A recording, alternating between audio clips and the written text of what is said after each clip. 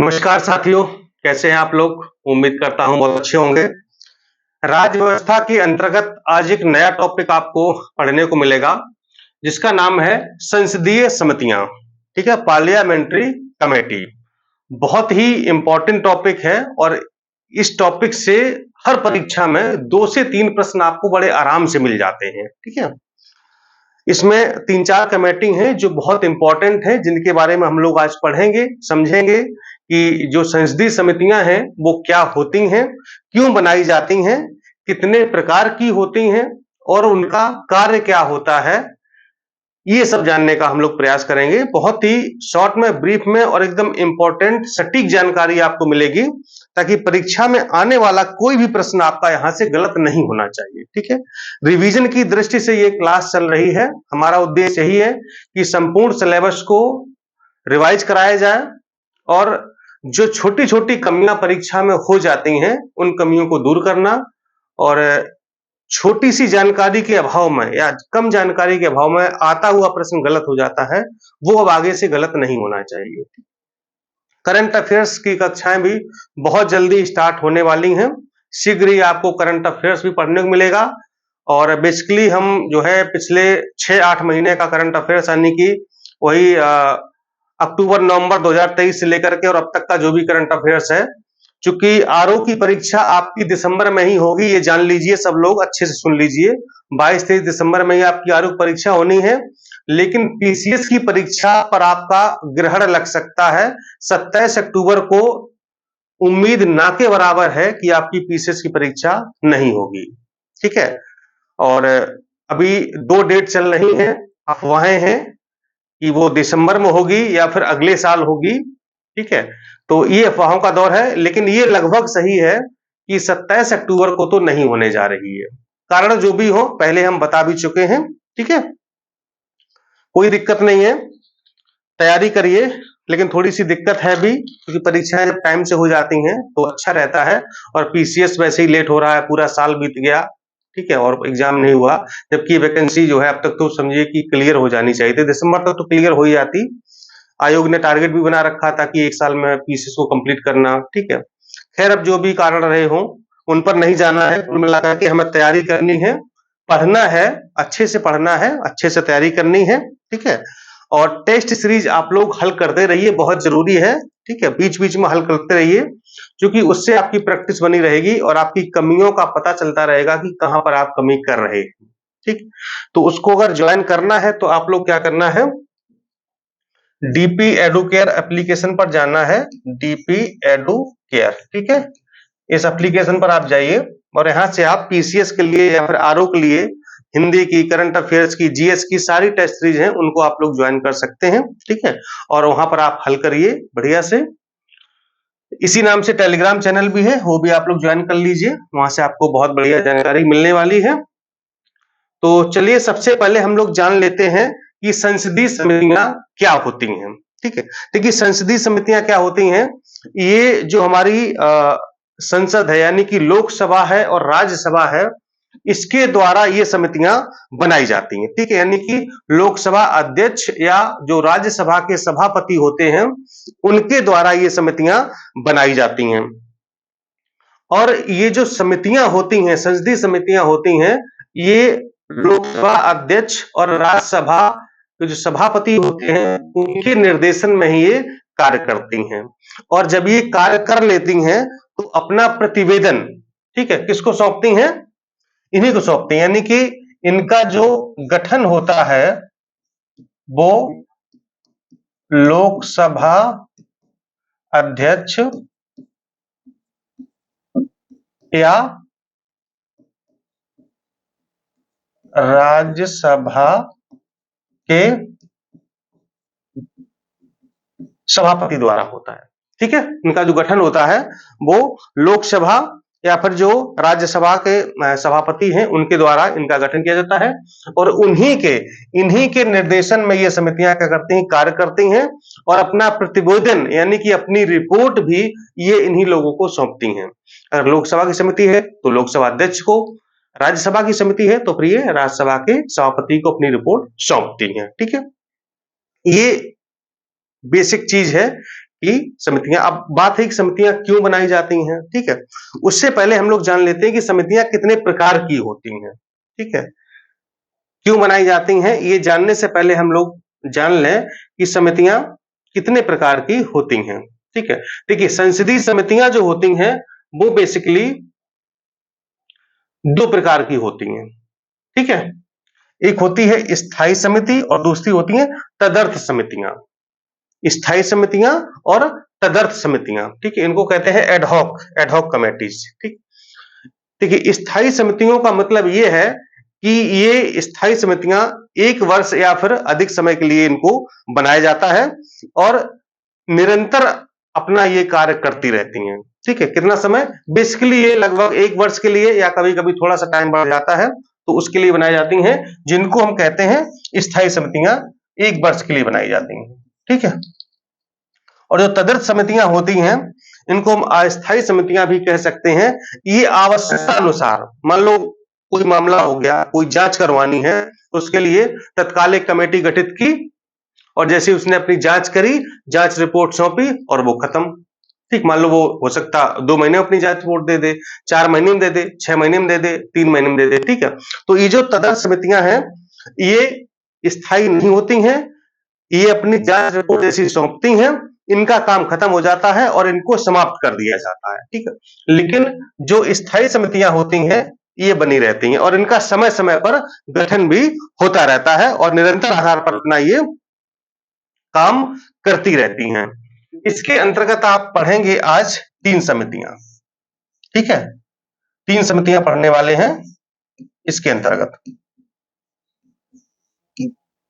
ठीक। जो स्थायी समितियां हैं, इसके अंतर्गत आप पढ़ेंगे 3 समितियां जो बहुत जरूरी हैं, ठीक है। इतनी जरूरी हैं कि परीक्षा में यहां से हमेशा प्रश्न आपका पूछा ही जाता है। तो पहले इनके हम लोग नाम जान लेते हैं कौन कौन सी हैं। पहली तो है लोक लेखा समिति, दूसरी आपकी है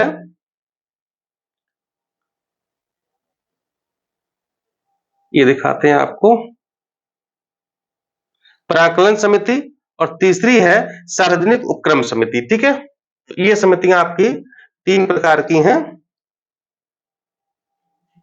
पहले पर हम लोग आते हैं लोक लेखा समिति, ठीक है। लोक लेखा समिति है पहली हमारी, इंग्लिश में इसको कहते हैं पीएसी, पब्लिक अकाउंट कमेटी, ठीक। क्या कहते हैं? आपने पढ़ा भी होगा, पीएसी पब्लिक अकाउंट कमेटी इसको कहते हैं। और इस समिति का जो गठन हुआ था वो हुआ था भारत शासन अधिनियम 1919 के तहत, पहली बार हुआ था 1921 में, ठीक है। गठन अगर पूछा जाए कि ये जो लोक लेखा समिति है, पब्लिक अकाउंट कमेटी है, इसका पहली बार गठन कब किया गया था? तो ये 1921 में किया गया था इसका पहली बार गठन। किस अधिनियम के तहत? भारत शासन अधिनियम 1919 के तहत इसका गठन पहली बार हुआ था। ये तो था आपका पहला पॉइंट, ठीक। इसके बाद आते हैं दूसरे पॉइंट पर। इसमें अगर सदस्यों की बात की जाए कि इस समिति में सदस्य कितने होंगे, तो जो ये स्थायी समितियां हैं, इसमें जो सदस्यों की संख्या है ये हमेशा फिक्स होती है, ना तो कम होगी और ना ही ज्यादा होगी। तो इसमें जो टोटल सदस्य होते हैं वो होते हैं 22। कितने होते हैं? 22 यानी कि 22, जिसमें से लोकसभा से आएंगे आपके 15 सदस्य और 7 आपके आएंगे राज्यसभा से, ठीक। 15 7 22 सदस्य, ये फिक्स संख्या है। और ये जो समितियां हैं, यहां पर जो प्रश्न बनते हैं वो या तो कथन कारण में बनेंगे या फिर बनेंगे आपके कूट वाले, ठीक है। तो इस प्रकार से जो सदस्य की संख्या है वो आपकी लोकसभा से 15 हो जाएगी और राज्यसभा से आपकी 7 हो जाएगी। ये फिक्स है, ना यहां कम हो सकते हैं, ना यहां ज्यादा, ना यहां कम, ना यहां ज्यादा, ये फिक्स ही रहेगा, ठीक। इसमें कोई फेरबदल, कोई बदलाव होने की संभावना बिल्कुल भी नहीं है। और इन सदस्यों के अगर कार्यकाल की बात की जाए तो इनका जो कार्यकाल होता है वो 1 वर्ष, मैंने कहा ना कि मतलब 1 वर्ष के लिए इनका गठन होता है और समय समय पर इनका गठन होता रहता है, ठीक है। मतलब ये स्थायी समितियां हमेशा बनी रहती हैं, लेकिन 1 वर्ष के बाद इनका गठन दोबारा से होता है। तो जरूरी नहीं कि जो पहली बार में सदस्य चुने गए थे या उसमें नामित किए गए थे वो सदस्य दूसरी बार में भी हों, ये जरूरी नहीं है। अच्छा, सदस्यों का निर्वाचन कैसे होता है?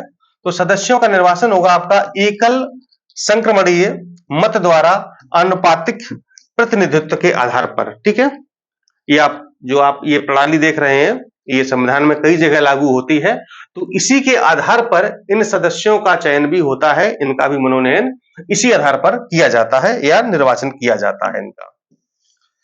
इसमें अगर अध्यक्ष की बात की जाए तो जो अध्यक्ष होता है वो उसका जो नियुक्ति होगी वो लोकसभा अध्यक्ष के द्वारा किया जाता है, और इसका जो अध्यक्ष है वो हमेशा विपक्ष से ही होगा। यानी जो विपक्ष, यानी जो एक तो सत्ता पक्ष होता है जिसकी सरकार होती है, और विपक्ष वो होता है जो दूसरी सबसे बड़ी पार्टी होती है। ठीक है, तो संसद में दूसरी सबसे बड़ी जो पार्टी होगी उसको कहा जाता है विपक्ष। तो जो इसका पब्लिक अकाउंट कमेटी का लोक लेखा समिति का अध्यक्ष होगा वो कहां से होगा? आपका विपक्ष से होगा। ठीक है, वो सदस्य कहीं से भी हो सकते हैं, सदस्य जो है कहीं से चुने जा सकते हैं, सत्ता पक्ष से भी हो सकते हैं, विपक्ष के भी हो सकते हैं, लेकिन इसका अध्यक्ष हमेशा ध्यान रखना कहां से होगा? विपक्ष से। ठीक है, खास बात एक और जान लीजिए, कोई भी मंत्री सदस्य नहीं हो सकता, ध्यान रखिएगा। ऐसे यहीं से जो है कथन कारण के प्रश्न बनते हैं। कोई मंत्री, चाहे वो कैबिनेट मंत्री हो, चाहे वो राज्य मंत्री हो, चाहे वो राज्य मंत्री स्वतंत्र प्रभार, कोई भी हो, यानी कि इसमें सिर्फ संसद का सदस्य यानी कि लोकसभा के सदस्य और राज्यसभा के सदस्य ही इसके सदस्य हो सकते हैं। अगर उसे मंत्रिमंडल में कोई भी पद प्राप्त है तो वह व्यक्ति इस समिति का सदस्य नहीं हो सकता है, ये आपको ध्यान रखना है। और इसका कार्य क्या है? सीएजी की रिपोर्ट की जांच करना। ठीक है, कैग जो रिपोर्ट अपनी सबमिट करता है। ठीक है, अब बताइए कैग अपनी रिपोर्ट किसको सबमिट करता है? अगर आपको पता है तो कमेंट करके बताइए कि सीएजी कैग अपनी रिपोर्ट किसको सबमिट करता है, किसके सामने सबमिट करता है। ठीक है, तो उस रिपोर्ट की जांच करना इसका प्रमुख कार्य होता है। जो कैग की रिपोर्ट होती है वो पब्लिक अकाउंट कमेटी के द्वारा उसका जांच की जाती है। ठीक, ये तो आपकी हो गई लोक लेखा समिति। ठीक है, इसके बाद आते हैं दूसरी आपकी है प्राक्कलन समिति, इसको इंग्लिश में कहते हैं एस्टीमेट कमेटी। एस्टीमेट कमेटी, ठीक है, प्राक्कलन समिति। और जो इसकी स्थापना हुई थी वो 1950 में तत्कालीन वित्त मंत्री जॉन मथाई की सिफारिश पर। ठीक है, तत्कालीन वित्त मंत्री जॉन मथाई की सिफारिश पर इसकी स्थापना की गई थी। और सबसे खास बात और जान लीजिए, ये जो समिति है ये सबसे पुरानी है इन तीनों में। तो पढ़ाएंगे आपको हम 3 समितियां, इन तीनों समितियों में ये कैसी है? सबसे पुरानी। तो अगर ये भी प्रश्न पूछ दिया जाए कि सबसे पुरानी समिति कौन है तो आप क्या बताएंगे? प्राक्कलन समिति सबसे पुरानी है। ठीक, आगे बढ़ते हैं थोड़ा सा। इसमें सदस्यों की संख्या कितनी होगी? 30 सदस्य होंगे। ठीक है, 30 सदस्य होंगे। ठीक, और सारे सदस्य कहां से होंगे? लोकसभा से। सभी सदस्य कहां से होंगे? लोकसभा से होंगे। ठीक है, और ध्यान ये देना है कि ये कैसी समिति है?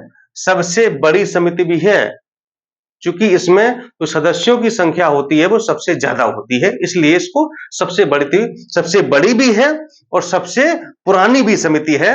और इसमें सारे सदस्य कहां से होंगे? लोकसभा से होंगे। इसका कार्य क्या होगा? इसका कार्य यह है बजट की जांच करना और सार्वजनिक व्यय की मितव्ययताओं का सुझाव देना। यानी कि जो बजट है उसकी जांच करती है प्राक्कलन कमेटी, और कोशिश ये करती है जो सार्वजनिक व्यय है उसको कैसे कम किया जाए। मितव्ययताओं मतलब उनको कैसे कम किया जाए, इस पर ये अपने सुझाव देती है, अपनी सिफारिश देती है। बाकी मानना ना मानना एक अलग की बात है, सरकार उस चीज को मानती है या नहीं मानती है, लेकिन इनका जो सुझाव है वो कैसा देंगे? यानी कि कैसे जो सार्वजनिक खर्चे हैं जो सार्वजनिक व्यय है उसको कैसे कम किया जाए, ये इनका काम होता है, और बजट की जांच करना भी इसका काम होता है। आगे बढ़ते हैं। एप्लीकेशन आप लोग जरूर डाउनलोड कर लीजिएगा, ठीक है। वहां पर देखिएगा सारे कोर्सेज आपको दिखाई देंगे, ठीक, जो भी आपके काम का हो, आपका जो परीक्षा जो आप दे रहे हैं, ठीक है, वो आप लोग ज्वाइन कर लेना। तीसरी जो समिति आती है वो आती है सार्वजनिक उपक्रम समिति, ठीक है। सार्वजनिक उपक्रम समिति आती है तीसरी, ये भी बहुत इंपॉर्टेंट है, सार्वजनिक उपक्रम समिति, ठीक है। कमेटी ऑफ पब्लिक अंडरटेकिंग, ठीक है, इसका इंग्लिश कहते हैं कमेटी ऑफ पब्लिक अंडरटेकिंग। देखते हैं इसमें क्या होता है।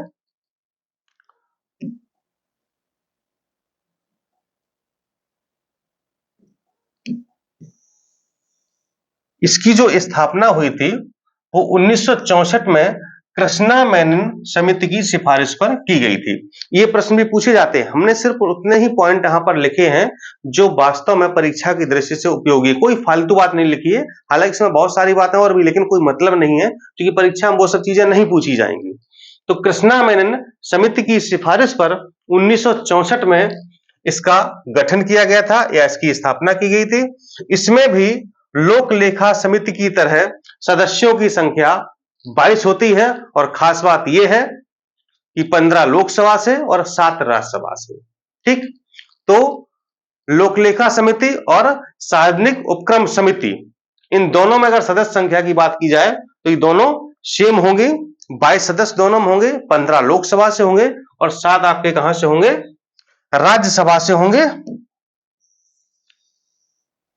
इसकी जो वो अध्यक्ष की नियुक्ति होगी ये लोकसभा अध्यक्ष के द्वारा की जाएगी, ठीक है, ये लोकसभा अध्यक्ष के द्वारा की जाएगी।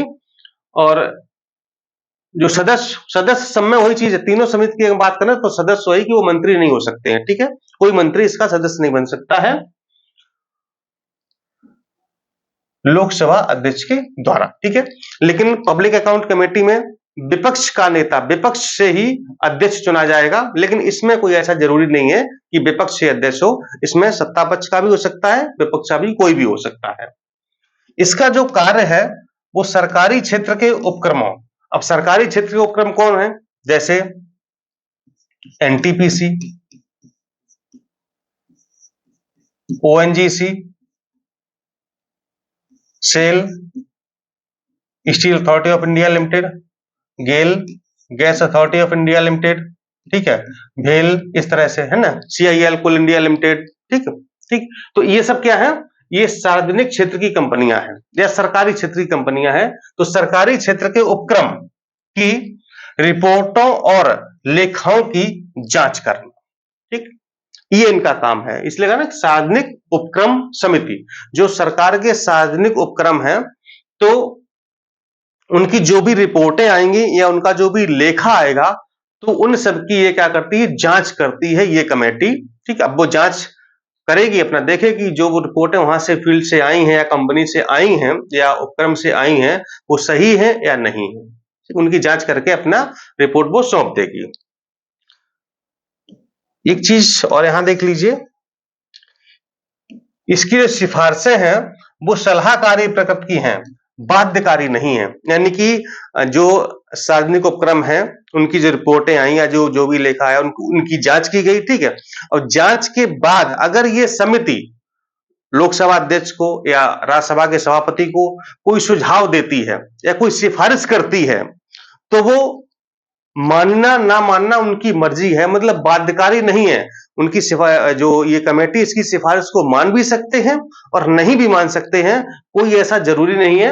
यानी कि इसकी सिफारिशें बाध्यकारी प्रकृति की नहीं है, कैसी हैं, सिर्फ सलाहकारी प्रकृति की हैं, ठीक है। सिफारिशें कैसी हैं, सलाहकारी प्रकृति की हैं, सलाह दे रहे हैं, मानना ना मानना अलग की बात है, ठीक है, बाध्यकारी नहीं हो सकती। तो ये थी दोस्तों जो है आज की क्लास, ठीक है। मुझे लगता है कि आपको बहुत सारी चीजें क्लियर हो गई होंगी, हालांकि आपने पढ़ा होगा, सब कुछ पढ़ा हुआ आपका है, लेकिन हम चाहते हैं कि फिर भी एक सूक्ष्म दृष्टि पूरे सिलेबस पर डाल ली जाए। और जाहिर सी बात है कि क्लास कोई भी हो, ठीक, कहीं भी आप पढ़ते हो, हमेशा क्लास से कुछ ना कुछ नया सीखने को ज़रूर मिलता है, ठीक है? तो कोशिश करिए कि क्लास जो भी आप लोगों को मिले, जब भी मिले, समय-समय पर हालाँकि मिलती है लगभग रोज़ तो मतलब हफ्ते में 4-5 क्लास तो हो ही जाती हैं, मिलती हैं, ठीक है? हम कोशिश करेंगे फ्रीक्वेंसी बढ़े कि आपको डेली 1 क्लास सिलेबस की मिले और करंट अफ़ेयर्स पर भी हम फ़ोकस करेंगे अब। बहुत इम्पोर्टेंट करंट अफ़ेयर्स आपके लिए लेके आएँगे पिछले 6-8 महीने का। चूँकि आरओ की परीक्षा अपने नियत समय पे होगी, ये जान लीजिए, एकदम बिल्कुल गाँठ बाँध लीजिए, ठीक है? और इस बार अगर आपको एक सीट निकालनी है आरओ की, तो तैयारी को बहुत मजबूत करिए, तभी आप जाकर के अपनी सीट पक्की कर पाएँगे, क्योंकि कॉम्पिटिशन बहुत है, ठीक है? चलिए बहुत-बहुत शुभकामनाएँ, धन्यवाद।